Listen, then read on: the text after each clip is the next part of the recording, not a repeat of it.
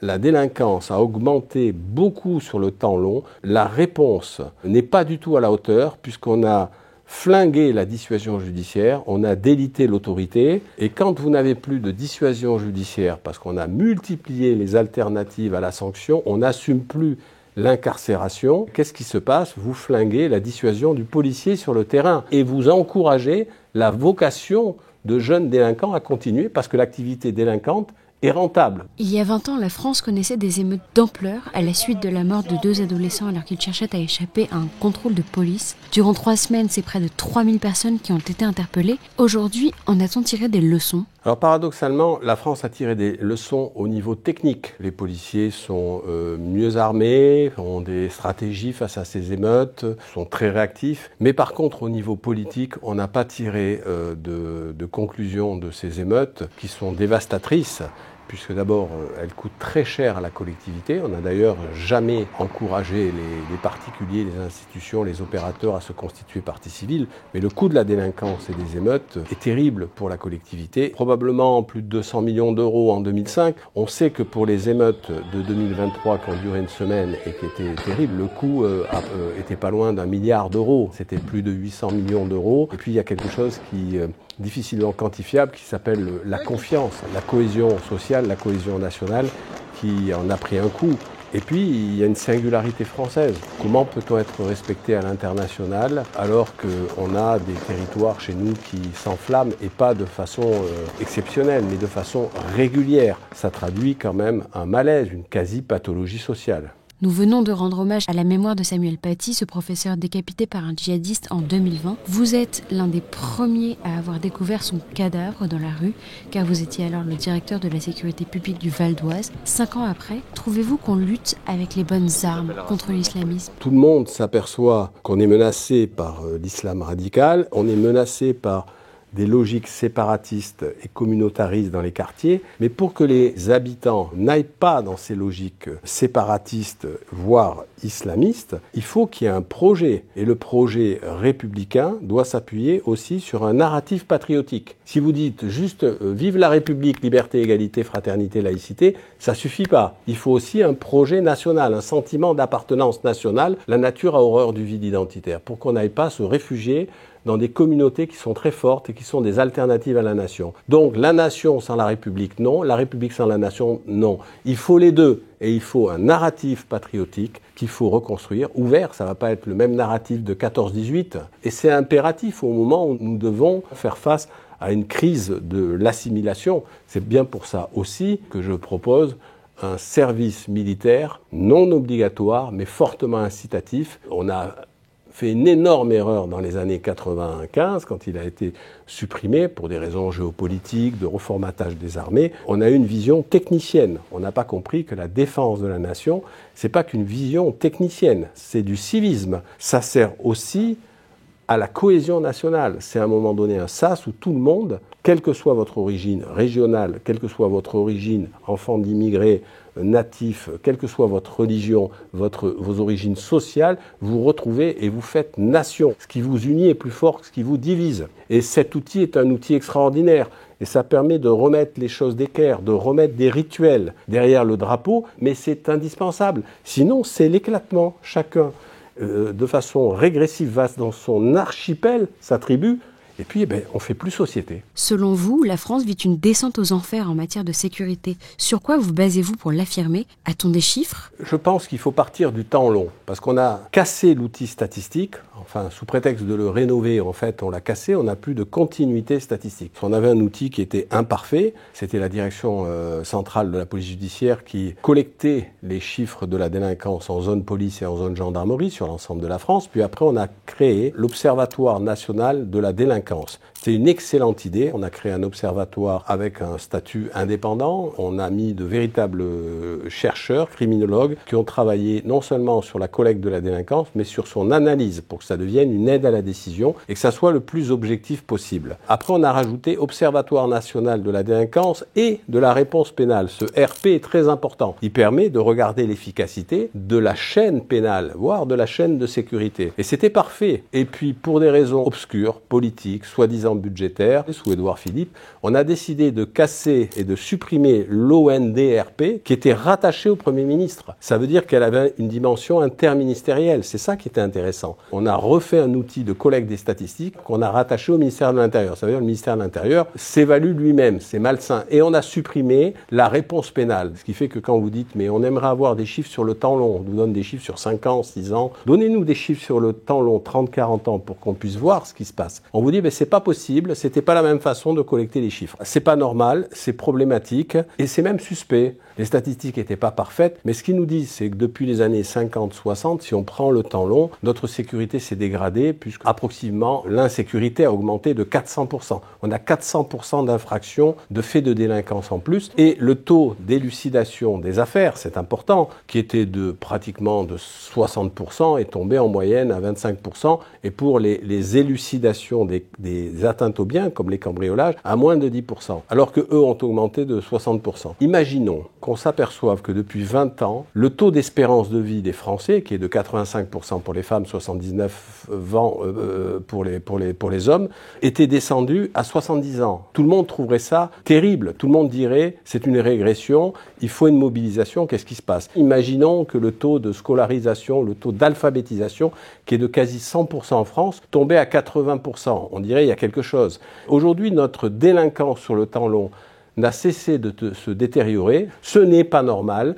L'État nous doit la sécurité. C'est ça le contrat social. Hein. On paye des impôts, on renonce à la justice privée, mais en contrepartie, l'État nous doit la sécurité et l'État rend justice, il n'y a pas de justice privée. Aujourd'hui, ce contrat ne fonctionne plus. Quelles sont les causes de ce délitement? Le problème numéro 1, la justice est aussi laxiste parce que les outils qu'on lui donne sont laxistes. Dans l'affaire Philippine que j'ai suivie quand moi j'étais DDSP du Val-d'Oise, j'ai connu le meurtrier de la jeune Philippine dans une affaire de viol. Ce voyou était rentré en situation irrégulière en France. Déjà, voilà le premier échec. Il aurait dû être reconduit dans son pays. Deuxièmement, quand il vient ici, on ne sait pas trop ce qu'il devient. Il viole une jeune fille sous la menace. Il se retrouve en prison et là, on aurait dû, face à quelqu'un qui a un profil aussi dangereux, avoir un suivi pour l'expulser ultra minutieux, heure par heure, minute par minute, en prévenant les services et les autorités préfectorales, en prévoyant de le mettre clairement dans un avion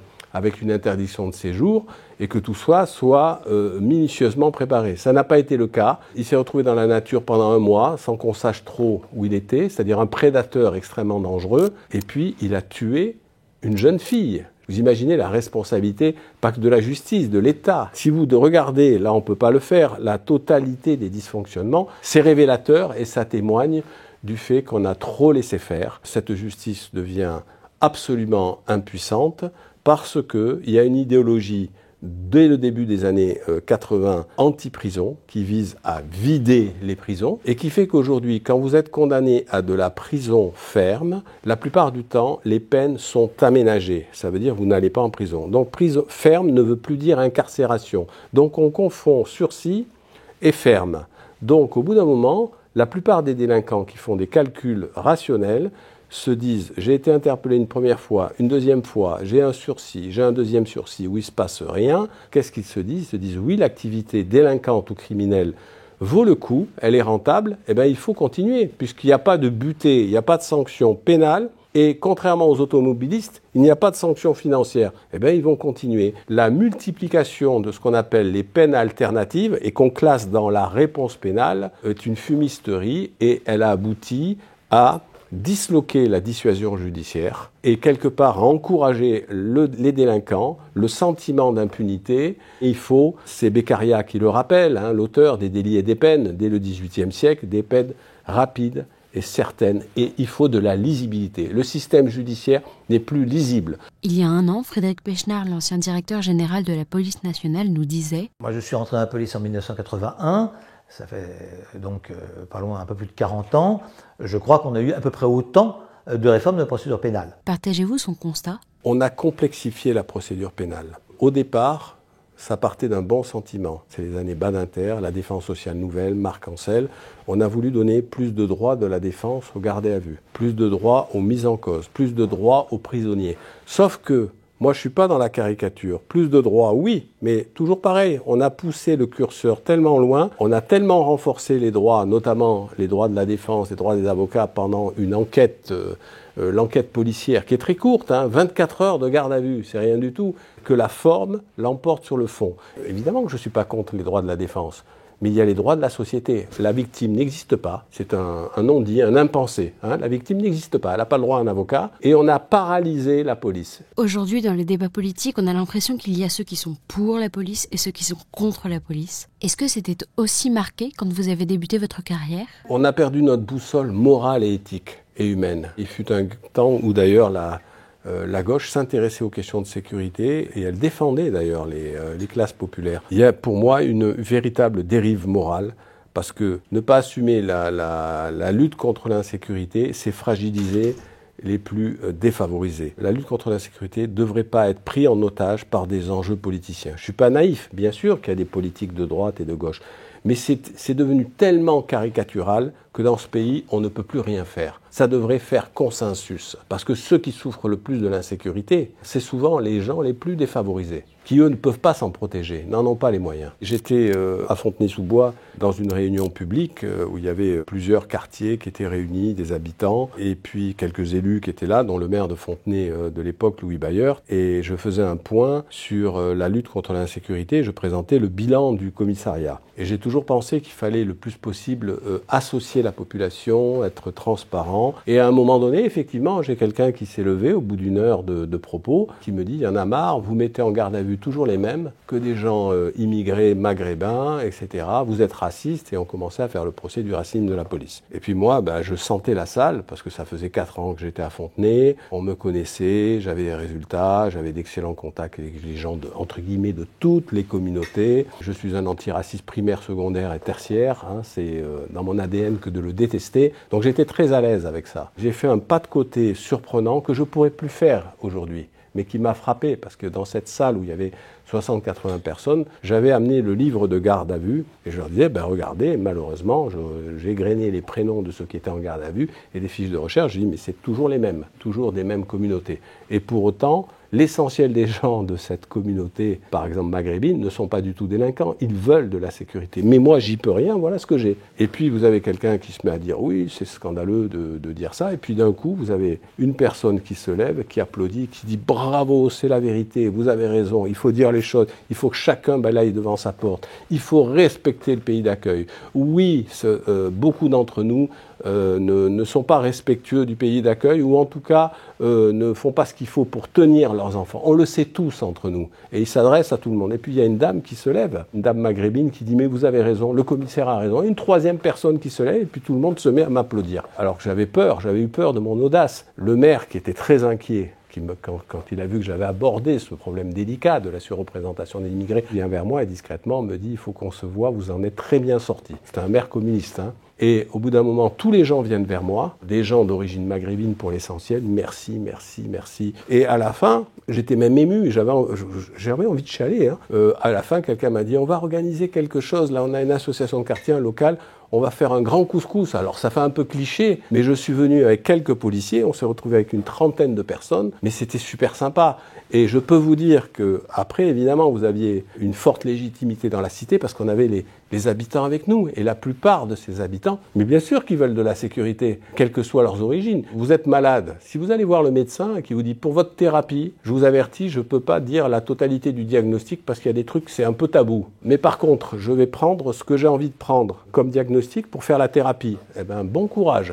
Moi, je préfère que le médecin me dise, voilà la totalité du diagnostic pour pouvoir adapter la thérapie. Et les grandes âmes qui trouvent ça choquante, parfois, chez eux, n'accepteraient pas 1/100 de ce que vivent ces gens. Et moi, à chaque fois que je suis rentré chez moi, quand j'étais dans des quartiers populaires où je voyais des gens qui vivaient mal dans leur cage d'escalier, dans leur transport, dans leur cave, dans leur parking, qui avaient peur pour leur voiture, peur pour leurs enfants dehors, peur pour leurs filles qui ne pouvaient pas sortir, peur d'être parfois fouillés et pris en otage par des dealers, des points de deal avec des logiques de narcotrafic, je me disais, moi qui rentre chez moi, qui ai une vie paisible et sereine, je dois sans arrêt, c'est un serment, exiger la même chose, c'est mon métier, pour ceux qui souffrent dans ces quartiers-là. Il ne faut pas voir que ce seul phénomène et le mettre en avant et l'hypertrophier, mais il faut aussi avoir le courage de dire qu'il existe pour pouvoir le combattre. Ce qui ne m'empêche pas de dire que la police doit être exemplaire et que les comportements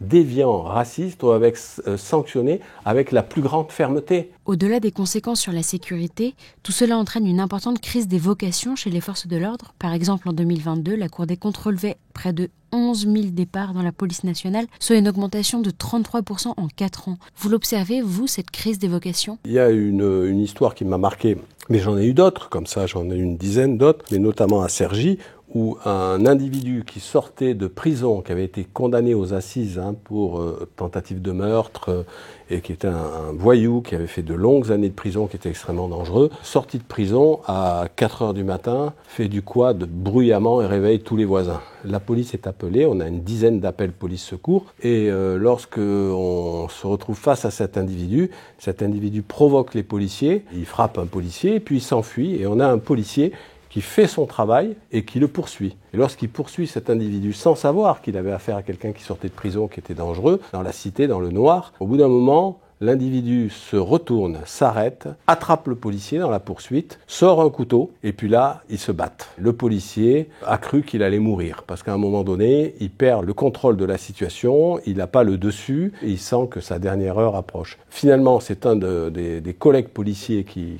courait, qui vient, qui plaque l'individu, et qui arrive à le désarmer, non sans mal, et simplement, on s'aperçoit qu'on a affaire à un gros voyou, pas un petit délinquant qui faisait du quad à 4 heures du matin, qui emmerdait tout le monde.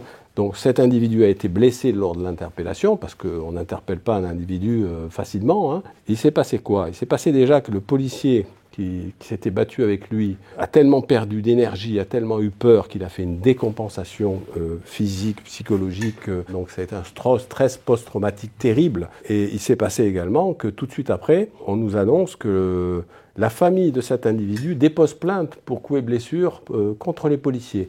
Et qu'on a le comité Adama Traoré, plus d'autres comités, urgence, la police assassine, qui se mobilisent pour défendre ce voyou. On transforme un salopard dangereux, on le transforme en héros, victime d'une bavure policière. Donc là, je dis c'est insensé et je demande à ce que la manifestation, qui est pour moi pas simplement illégale, elle est immorale, n'ait pas lieu. Et on me dit c'est la liberté de rassemblement, de manifester, on doit laisser faire. Moi, je leur ai dit, si vous avez des gens qui disent bonjour, on soutient Adolf Hitler, ou bonjour, on soutient l'assassin du préfet Erignac, on veut se rassembler, bien sûr que pour troubler à l'ordre public, on fera interdire la manifestation. Bon, j'ai dû me battre, ce qui est absolument pas normal et qui montre qu'on est déconnecté. J'aurais même pas dû me battre, il aurait dû y avoir un consensus. Et après, quand j'ai retrouvé ce policier, première chose qu'il m'a dit, parce que je suis allé le voir à l'hôpital, il était fatigué, il y a eu des menaces, on m'a reconnu, donc je veux déménager, je veux quitter la région parisienne, je veux arrêter ce métier. J'ai essayé de le remotiver. En plus, il me dit, et puis il y a eu des plaintes contre moi,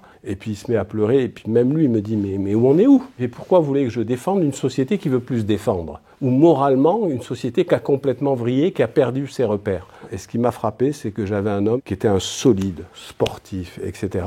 Et j'avais un homme brisé, fragilisé. Ça m'a frappé. Et je me suis dit, il y a quelque chose qui ne va pas. Au fil du temps, on a tué 2 choses, l'initiative et l'autonomie du policier. Ils sont mis sous tutelle en permanence, ça veut dire qu'on ne leur fait pas confiance. Donc au bout d'un moment, au lieu d'avoir des enquêteurs, vous avez des gens qui ont l'impression de faire un travail de greffier. Il se passe qu'on élucide moins, il se passe qu'on a de plus en plus de dossiers et de papiers, et on a technocratisé la police. Il se passe qu'on n'a plus de vocation. Pour ceux qui disent, oui, qui stigmatisent la police, machin, ils oublient de dire que les policiers, c'est des enfants des peuples. Pour la plupart, c'est des enfants des milieux populaires. Et que la police permet d'ailleurs de faire un travail merveilleux et sans plafond de verre de pouvoir progresser. Ça demande beaucoup de courage physique. De venir sur la voie publique, d'être en tenue, parfois avec un équipement de plusieurs kilos sur soi, d'aller interpeller des individus violents, des individus armés, d'ouvrir des portes sans savoir ce qu'il y a derrière, est-ce que c'est des gens armés, d'une arme, d'un couteau, des gens déchaînés, des gens qui ont des troubles psychiatriques. Ça demande du sang-froid, de la technicité, du discernement, mais surtout beaucoup de courage physique. Et c'est pour ça qu'il faut défendre les policiers. Les Jeux Olympiques de 2024 ont été une nouvelle occasion pour les Français de saluer leur travail et nombreux ont applaudi le succès des dispositifs de sécurité. Pourquoi y sommes-nous arrivés là ? Évidemment, là aussi, il ne faut pas être caricaturé. Ce qui a été mis en place en termes de déploiement de moyens pour les JO est exceptionnel, à l'image d'un événement qui arrive tous les 100 ans. Donc évidemment, moi je ne vais pas dire que ce qui est exceptionnel et qui coûte très cher à la collectivité, il faut le mettre en place tous les jours. Non, ce qui m'intéresse, c'est le fait qu'on a eu une stratégie et une volonté politique. On ne m'a pas dit pour les JO, on va faire ce qu'on peut, parce qu'on avait 4 milliards de téléspectateurs, on avait 1,5 million de gens qui participaient à la cérémonie d'ouverture.